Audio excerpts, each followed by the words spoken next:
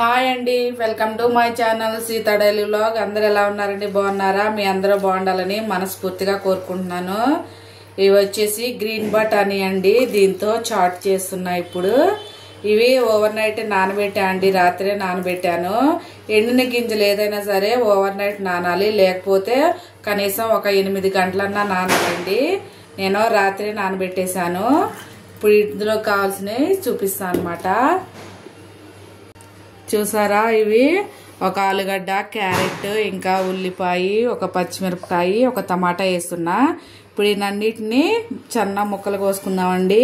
కావాలంటే మీరు బఠానీలను ఇవి ముందే ఉడకబెట్టచ్చు. నేను ఒక్కసారి కుక్కర్లోనే వేసేస్తున్నా, అందుకనే ఉడకబెట్టట్లేదు అనమాట. ఇప్పుడు ఇవన్నీ సన్నగా ముక్కలు కోసుకుందాం. క్యారెట్ వేసాను, ఒక ఆలుగడ్డ, టమాటా, ఇంకా ఉల్లిపాయ వేసాను. గ్రీన్ బటానీ చాట్ చేస్తున్నా.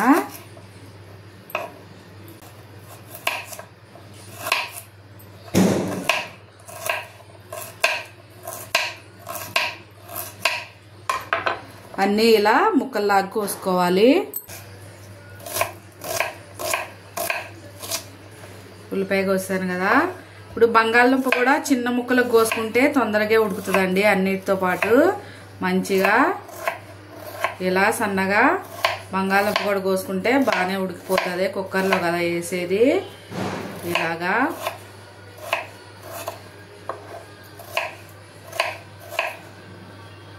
అలాగే టమాటా కూడా అలా సన్నగా కోసుకోవాలి. టమాటా కూడా సన్నగా ఇలా అన్ని కోసేసుకోవాలి. ఇలా అన్ని ముక్కలు కట్ చేసి పెట్టుకున్నాక స్టవ్ వెలిగించి దాని మీద కుక్కర్ పెట్టానండి. దానిలో ఒక స్పూను బటర్ వేస్తున్నా. ఒక స్పూన్ బటర్ అను ఒక స్పూను నూనె వేస్తున్నా. బటర్ వేడయ్యాక ఇప్పుడు ఉల్లిపాయ ముక్కలు సన్నగా కట్ చేసుకునే కొంచెం ఫ్రై అవ్వాలి.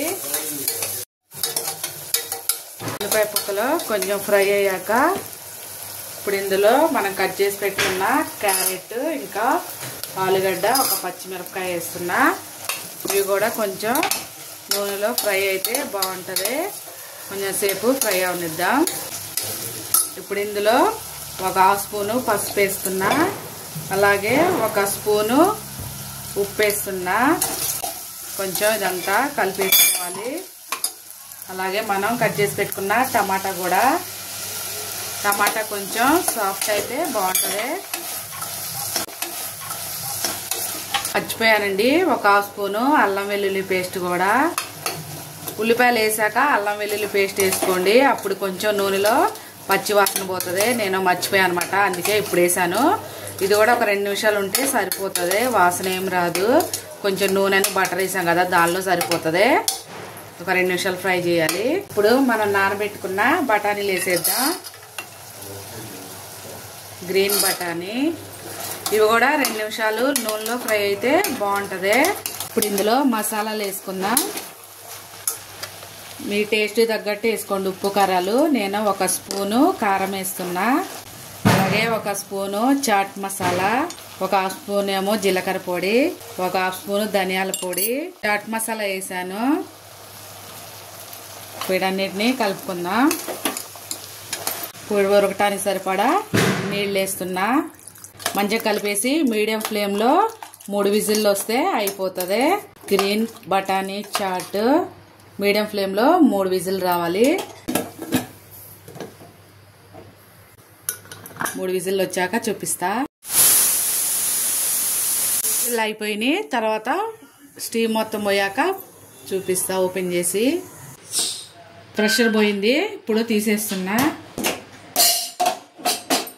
అలా ఉంది కదా, దాన్ని దీంతో మంచిగా మెత్తగా నలిపేసుకోవాలి. కొంచెం నీళ్ళుంటే స్టవ్ వెలిగించేసుకొని కొంచెం దగ్గర చేసుకోవాలి. మొత్తం ఇలా మ్యాష్ చేసుకోవాలి. దీనిలో కొంచెం కొత్తిమీర వేసి కలిపేద్దాం. నేను మొత్తానికి మ్యాష్ చేయకుండా కొంచెం అక్కడక్కడ బఠానీలు తగిలేలాగా ఉంచాను. ఇప్పుడు సర్వ్ చేసుకుందాం. అంతేనండి, వేడివేడిగా చాట్ రెడీ అయిపోయింది.